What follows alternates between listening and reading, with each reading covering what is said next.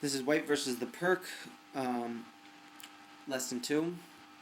E4, D6, D4, knight F6, knight C3, G6, F4, bishop G7, knight F3, C5, bishop B5 check, bishop D7, knight E5,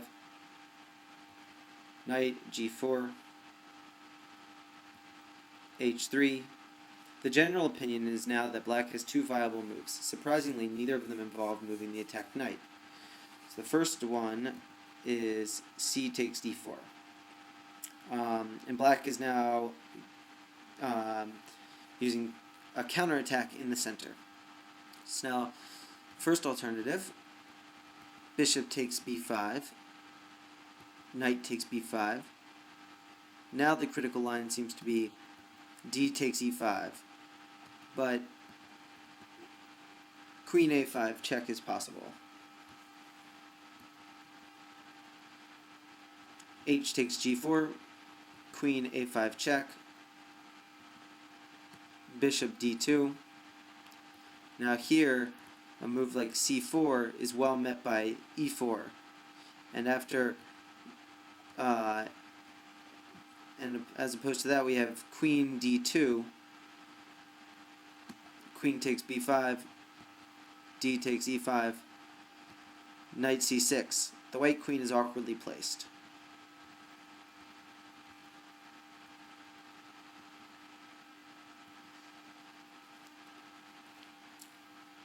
Bishop D2, queen takes B5, D takes E5, queen takes B2, rook B1, queen takes A2, rook takes B7, queen D5, rook B5 with play for the pawn.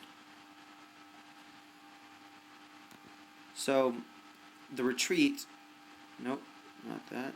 The retreat of knight h6 is considered too passive, and white has several ways to gain advantage to this.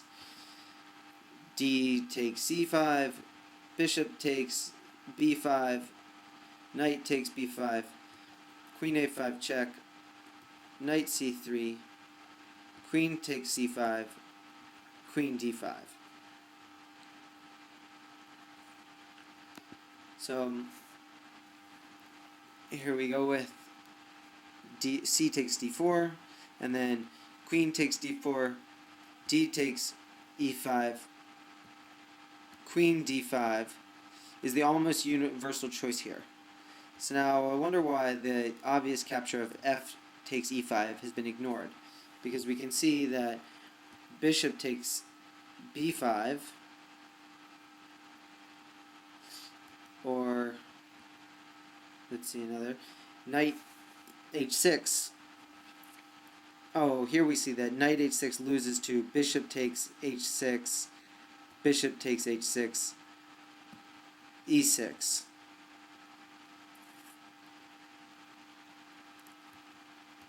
So we back up.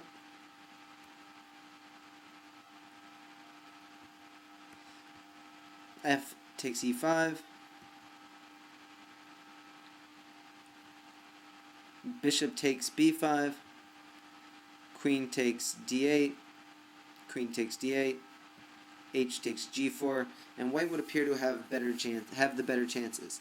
The idea is to meet both moves like bishop d7 and also bishop c6 with a move like bishop h6. If white is really better here, then black will have to fall back on a move like bishop takes b5.